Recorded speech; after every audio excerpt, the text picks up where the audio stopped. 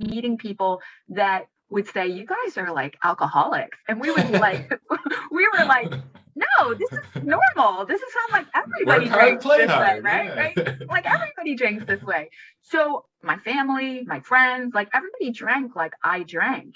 What's up, everyone? K Ruggs, the Soberdog here, and I got a very special guest today, Dr. KJ Foster from Foster and Resilience, and a true Soberdog too. I want you to talk about it in a little bit, but I saw, all about the dogs and the cats too. Dr. Foster, thank you so much for coming on, and I see all your videos all the time. Can you tell us a little bit about who you are and how you got started doing everything? Sure. Well, thank you. Thank you for having me. And yes, I have a channel called Fostering Resilience, and that never would have come about had it not been for my own recovery from a substance use disorder, from alcoholism in particular. I mean, there were some other substances involved, but primarily it was the alcohol that caused the problems. And prior to struggling with my alcoholism, I spent many years as what maybe people might deem as a social drinker. Although if I really drill it back to the very beginning, I drank in a very alcoholic way from the time I was young. Like you were describing how you felt, when you first drank and smoked pot at 13 years old. I too was 13 years old when I started and had the same experience. Like it took away all of my anxiety. I was able to feel comfortable with people. I was able to talk in a way that I'm able to talk today sober, that when you're 13 years old, you're still maturing, you're still kind of figuring out who you are. And there's a lot of uncomfortability, but that, it was my, people have referred to it as a solution. Like it really helped me. Yeah. And so there were numerous situations in my life where I say I drank alcoholically and that it was very emotionally based, or I overdrank. I come from a large Irish Catholic family where drinking is a part of the culture of my family. I was literally bred to drink. So it wasn't really until later in my life that I started to significantly struggle with it, because drinking to excess was a part of the culture of my family. So it was like we had this philosophy: as long as you work hard, you get to drink and party hard.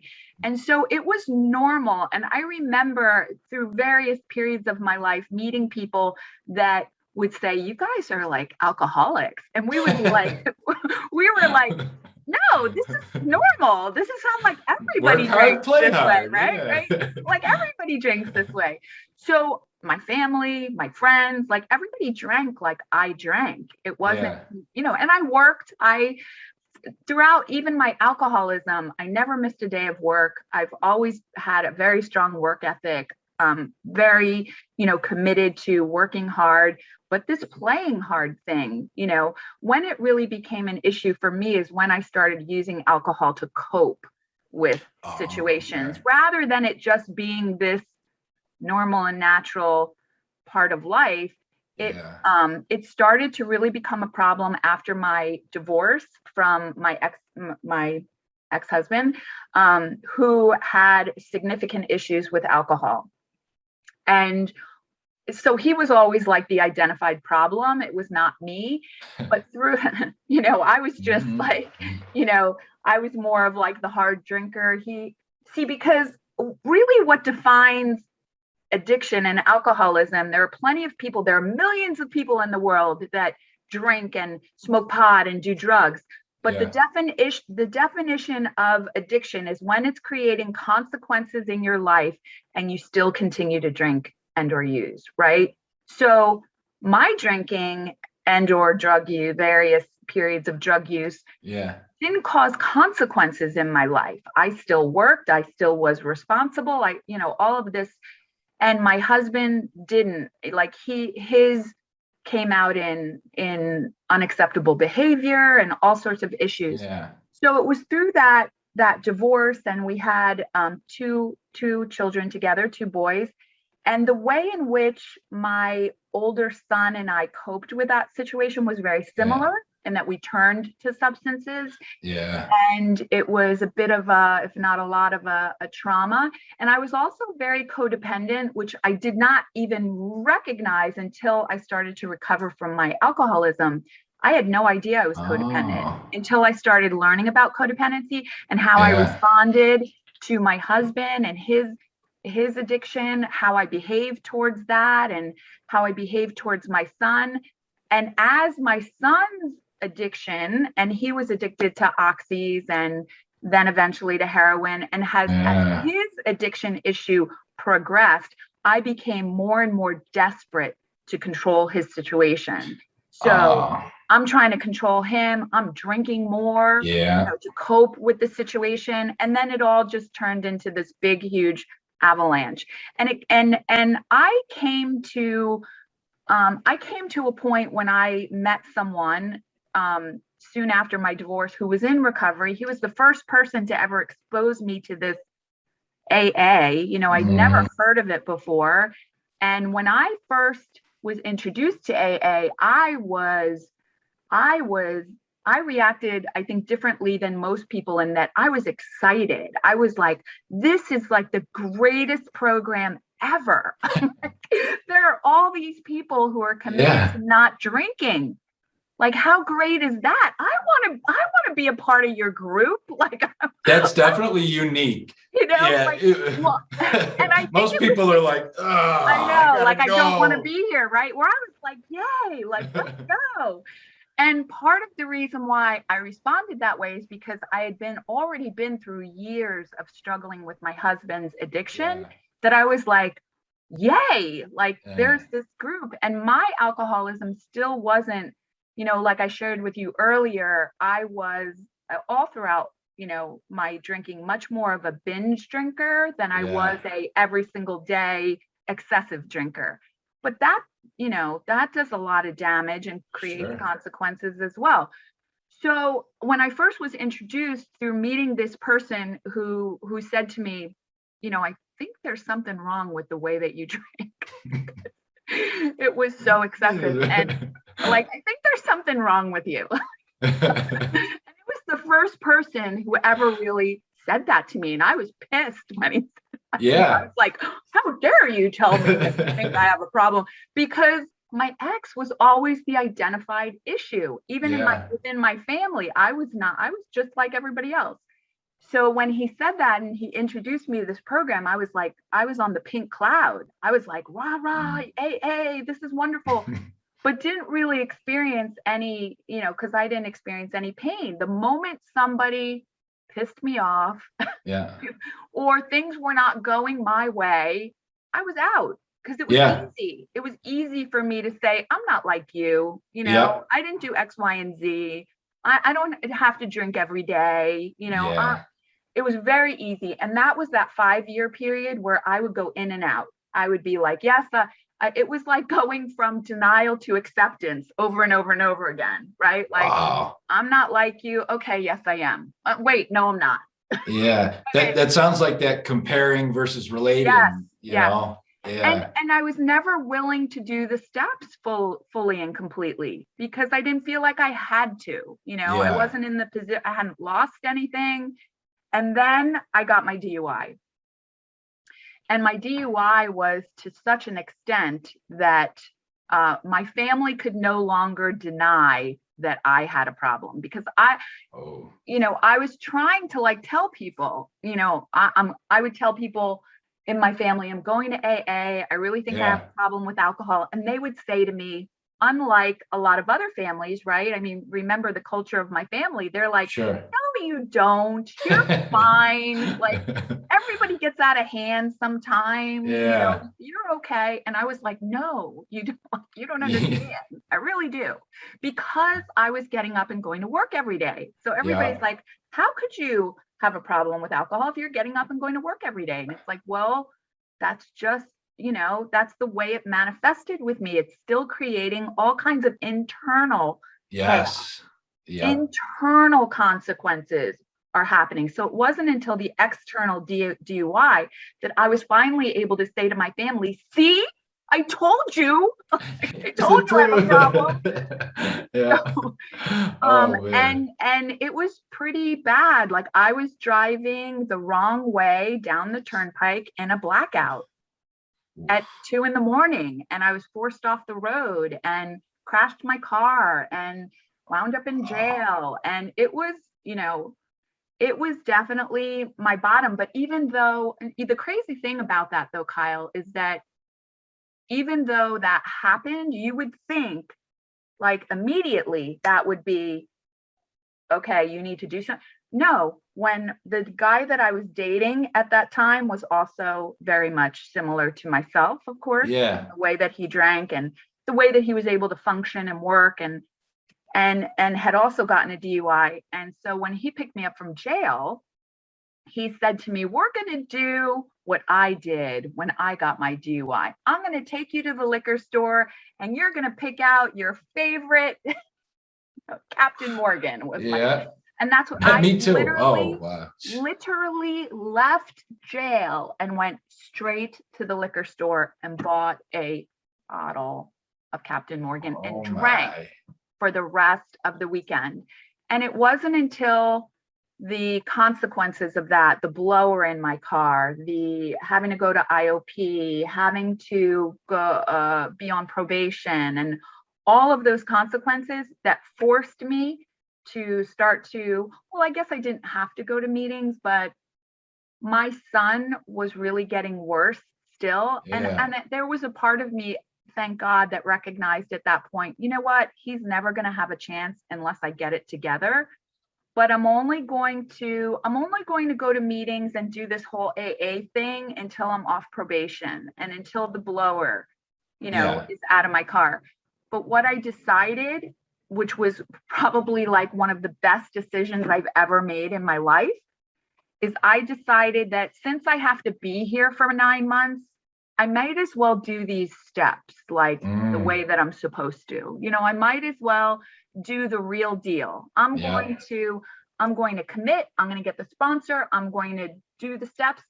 And my son wound up getting worse through that whole process, but I was getting better. And what happened is that 9 months sober, he was probably worse than he had ever been before. And I recognized that, okay, I'm off probation. I no longer have the blower in my car. I have no safety net. I have no reason to have to be here, but I need to stay, because not only for him, but I was also starting to recognize that I was starting to be able to live life and handle problems sober. I didn't need to drink anymore in order to function, in order to cope with reality. And that felt really good, not to have to need the substance anymore. And so then it all evolved from there. My son ultimately got clean and sober when I was good. It didn't happen until I was 14 months sober, but now he is 32. And like yourself, he had a couple of blips in that he stayed clean and sober for about 6 years and had a couple of relapses along the way, thinking that he could drink because alcohol wasn't his problem. It was really the heroin, and that led him right back. And then a significant breakup that he went through contributed to another relapse. But now he has over 4 years, and it's stronger than it's ever been, his recovery. He's engaged in 12-step, he sponsors guys.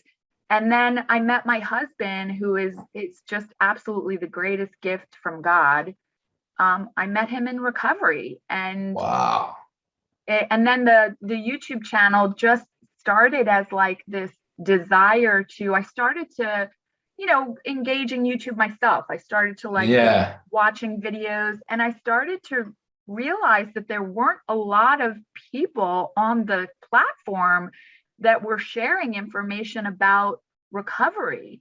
And so I just started doing it here and there, and it just started to evolve. And, then that kind of evolved into when COVID started, starting my own program at, to help people to have access to meetings who were confined at home. Yeah. And so that's been in March, it'll be 2 years that the daily recovery program, the daily meetings have been ongoing. Good for And, you. And I went back to school and got my PhD. Yeah, that's what I was going to ask you about so I saw, I was looking on your website, advanced certified relapse prevention specialist, trauma specialist, meditation coach or specialist. Is all of that in the PhD in recovery? All of that's in recovery. Good for you. That is incredible. See, when I was really good at drinking. So when I apply myself to something, when I apply my energy and my effort to something, I do a pretty good job. Yeah. I just was applying it in the wrong direction. Oh yeah.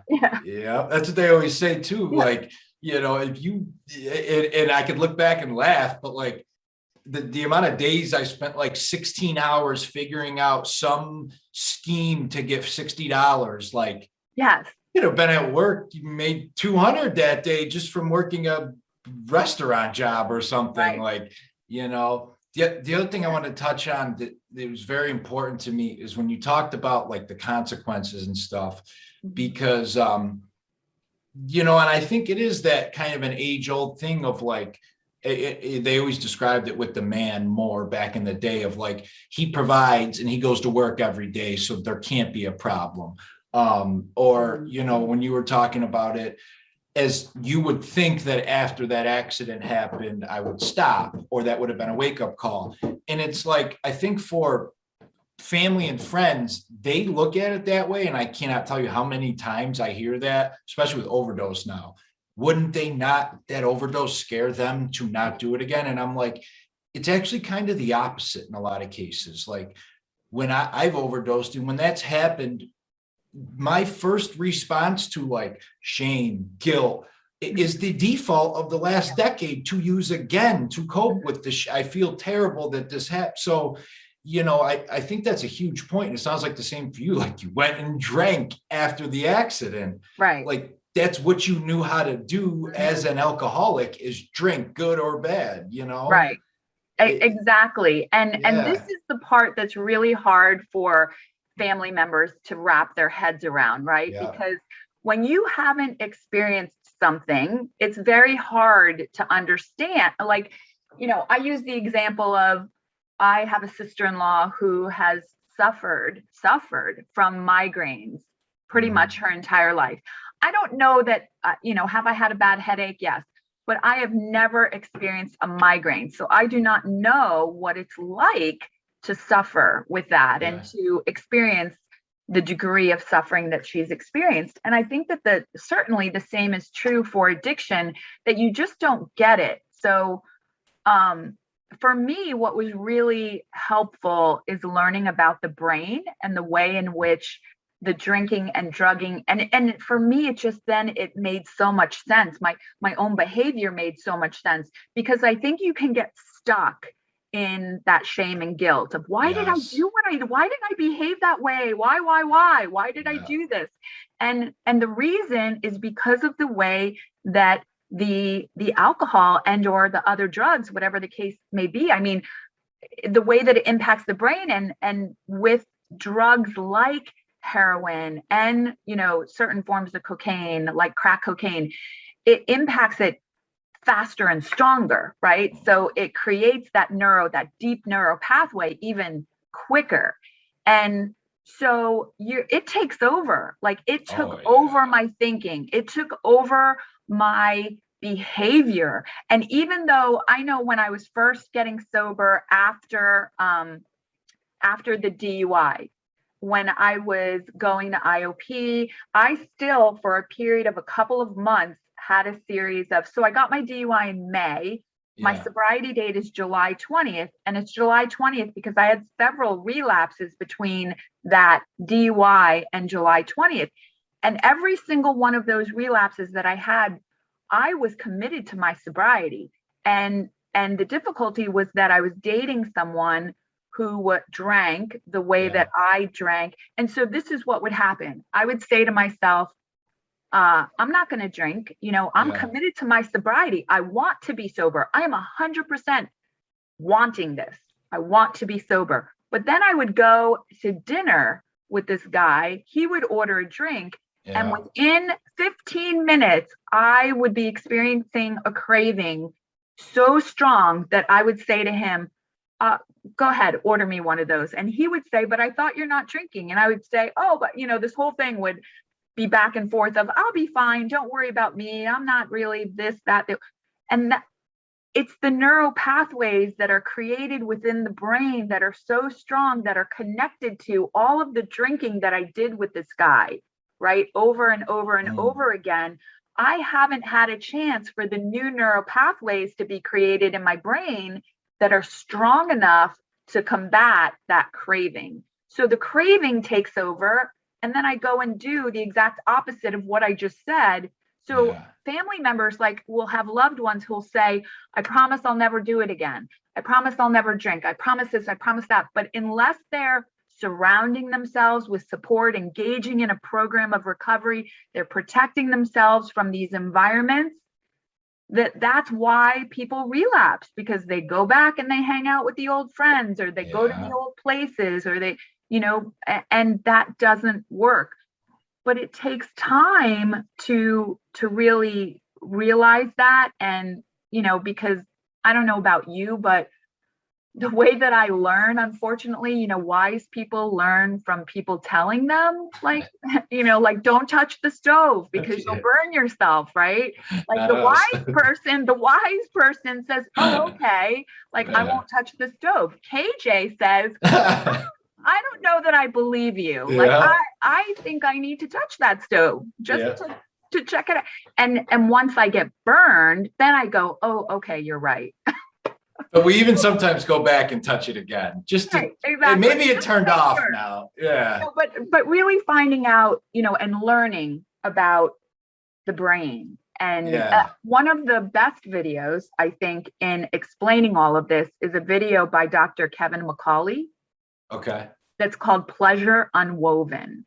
And he does this fantastic job of comparing different mountain ranges to dopamine and other chemicals in the brain, and how stress is the number one risk factor for the higher your stress level, it really puts people at high risk for relapse. And he explains why. He explains what's going on in the brain. And one of the reasons that I really loved learning about that and is because it totally contradicts this idea that it's your character and it's a moral failing and it's something within your, granted, do we have something within our DNA that can put us at higher risk? Absolutely. But it's not because I have, there's something defective within me. It's because of the impact on my brain, which then results in the truth, which is anyone can become addicted. Anyone. And I think the opioid epidemic has really driven that home to some people who otherwise, believed in this whole character defect thing, is that you get prescribed something for pain. You get prescribed this medication that your doctor does not know yet is so highly addictive. And you've now become a drug addict because you did not know that this was going to impact your brain the way that it did. So when I was working at a very large treatment center several years ago, right in the midst of the opioid epidemic, we would have clients coming in going, I'm not I'm not like you guys, I went to my doctor, I had surgery, and trying to help them to understand, yes, you are. Maybe you didn't get there through the same route that other people have gotten there. You're still at the same place. The end result is still exactly the same. And that's very hard for people to understand who are wait, this wasn't my fault. I didn't, no, it wasn't your fault, but you're still Yeah. addicted. You've, That is that I was going to say that is so accurate. right. Wow. That's But, that but and the neural pathways example. Oh my God, that's so on point and perfect description of it. Wow. it's You something got animals, right? I'm a huge animal lover. Yeah. I mean, Yeah. we have 4 cats. We've had dogs Yeah. currently. I mean, I say we still have a dog, even though she's living in Arkansas with another Okay. family. She's still our dog. Her name is Hope. Okay. And there's a whole story behind that. But we are huge animal lovers. And it's something that I look at as, if you are an animal lover, that brings you strength. When Mhm. you're able to spend time with your dog or your cat, or if you are somebody that likes horses and likes to go horseback riding or whatever, like that brings you strength, and it gives your true self strength. And Yes. so that's something that is great for you and for other people who are animal lovers. But if you're somebody where animals are not your thing, you can still get sober. Oh yeah. It's all about finding what brings you joy and what brings you Mhm. strength, what brings strength to your spirit. But Dr. Foster, before we close up here, where can everybody find you? And I know you have a couple books as well too. You want to Yeah. give out all your info and everything? Yeah, sure. So I have my channel is Fostering Resilience, and then I have the daily, well, right now we're trying, this week it's been 5 times a week. Sometimes, depending upon people's schedules, they can get canceled on certain days. We try not to do that very often, but every Yeah. once in a while it does happen. But for the most part, we provide meetings that are based in self-compassion, start with a meditation every single day. So you can Okay. find the schedule for those meetings at drkjfoster.org, drkjfoster.org. And then I have Okay. the Warrior's Guide to Successful Sobriety and Fostering Resilience for the Family in Recovery. And I'm in the process of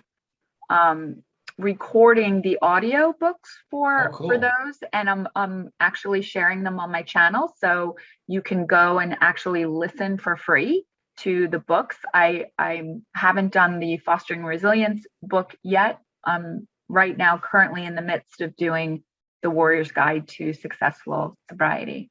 Okay. Little baby. Awesome. I know Yeah. I got my little assistant here.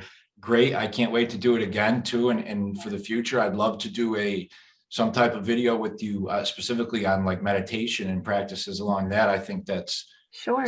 something so important for people in recovery, or Yeah. I guess for anybody for that Right. matter. But For anyone, but especially for people in recovery coping with yes. the stress, right? Being able Yeah. to really minimize that stress and the post-acute withdrawals, Yeah. that are really significant for a lot of people. The meditation is like the number one, I think,